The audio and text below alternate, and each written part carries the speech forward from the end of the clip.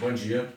Aula de biologia hoje da primeira série nós vamos falar sobre metabolismo energético, mais especificamente sobre plastos e cloroplastos. Eu vou pedir que vocês realizem os exercícios de fixação número 12, questão 1 a questão 11.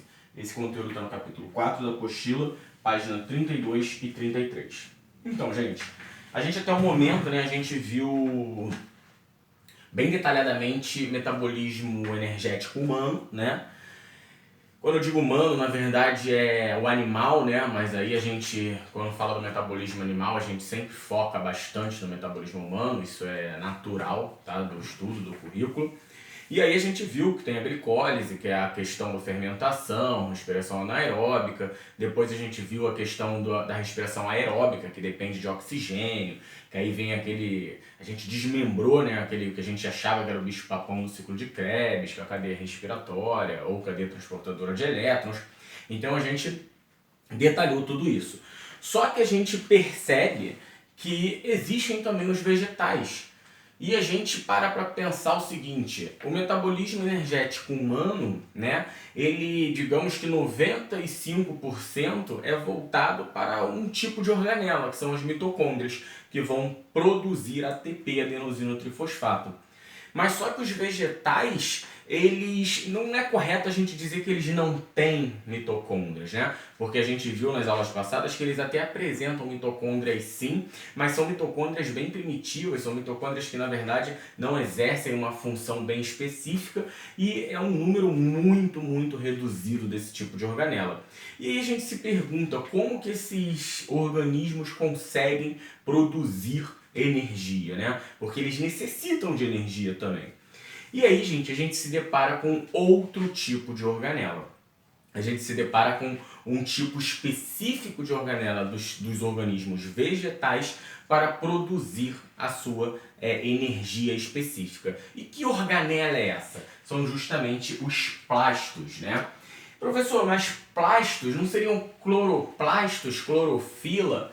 Então, vamos lá. Vamos desmembrar tudo isso. Na verdade, a organela responsável por produzir energia vão ser várias organelas, tá? Só que todas essas organelas são subdivisões dos plastos. Então, esta organela específica é que vai ter várias subdivisões para produzir energia. Mas, professor, por que você botou o tema plastos e cloroplastos?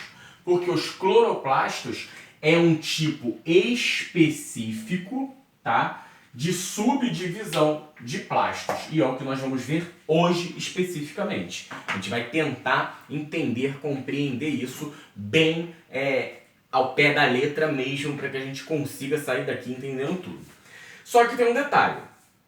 A aula de hoje tem muitos nomes novos, muitos nomes complicados para vocês, então não adianta só entender, e depois esquecer essas nomenclaturas. Vocês vão ter que se apegar, vão ter que ler, vão ter que gravar esses nomes, porque infelizmente isso cai sim nas provas de vestibular, ok? Vamos lá, então o que são plastos, Os plastos, na verdade, são estruturas exclusivas dos vegetais, Só existem nos vegetais e eles têm uma característica peculiar que eles vão variar de tamanho e quantidade. Variar de tamanho e quantidade em relação ao quê? Em relação à célula que eles vão estar presentes. Célula, você falou que eles só existem em célula vegetal, professor? Sim, em relação à célula vegetal que eles vão estar presentes. As células vegetais, elas são diferenciadas. Então, em relação à célula vegetal que eles vão estar presentes, nós vamos ter tamanhos de plastos diferentes e quantidades de plastos diferentes. E aí tem a primeira divisão dos plastos. Os plastos eles podem ser divididos em cromoplastos e leucoplastos. Cromoplastos e leucoplastos, beleza? Os cromoplastos, eles são os mais importantes para a produção de energia. Os leucoplastos, eles não são tão importantes para a produção de energia. Vamos falar primeiro dos leucoplastos. Os leucoplastos são aqueles plastos brancos, aqueles plastos que não possuem pigmentação. Ou seja, eles são conhecidos por serem plastos especificamente com a função de armazenamento. Armazenamento de quê, professor? Armazenamento de amido, principalmente. Só amido? Não.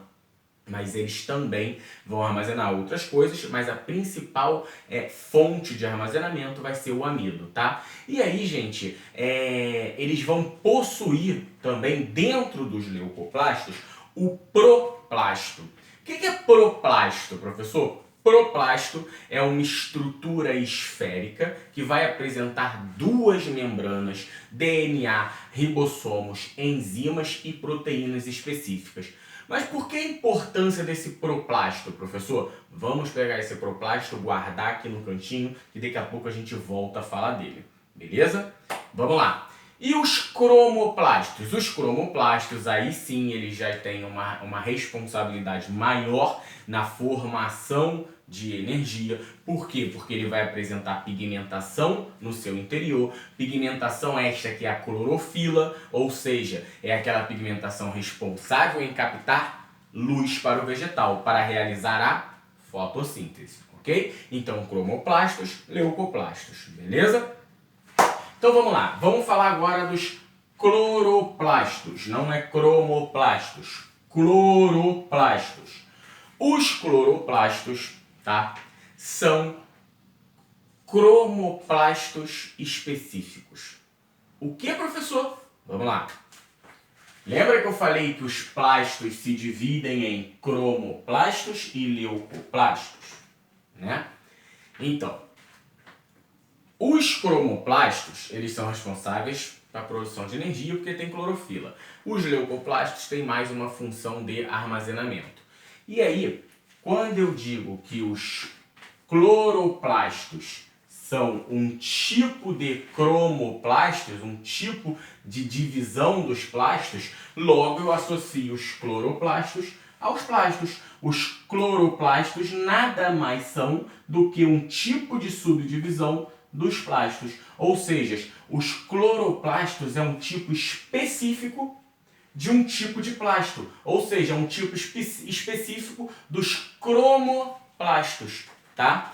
E aí, por que ele é tão específico e tão importante pra gente? Porque eles vão ser especificamente verdes, tá? Vão possuir clorofila verde e vão ser responsáveis diretamente pela fotossíntese. Eles são organelas discoides formadas por duas membranas. A membrana interna vai formar uma estrutura denominada de lâmina, que vai originar vesículas, e destas vesículas vão ser formadas os tilacoides. Então vocês têm que gravar esse nome.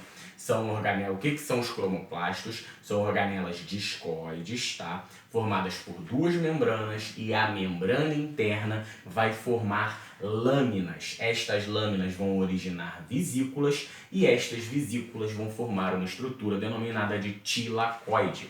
E esses tilacoides vão formar colunas, e estas colunas vão ser chamadas de granum. G-R-A-N-U-M, granum, tá? E aí, gente, qual é a importância dos tilacoides? Porque no interior dos tilacoides nós vamos encontrar clorofila na membrana. E essa clorofila da membrana, que é em grande quantidade, que vai ser a principal responsável em captar luz para que comece o processo de fotossíntese. Então os tilacoides são extremamente importantes no processo de fotossíntese. Conseguiram compreender isso? Ok? Então, gente, é muito importante que a gente consiga entender todo esse processo no início da fotossíntese, porque na próxima aula a gente já vai entrar em fotossíntese direto, ok? E para finalizar, no interior dos cloroplastos, né, a gente vai ter o preenchimento de uma substância denominada de coloide ou estroma, tá? Os coloides vão ser chamados também de estroma.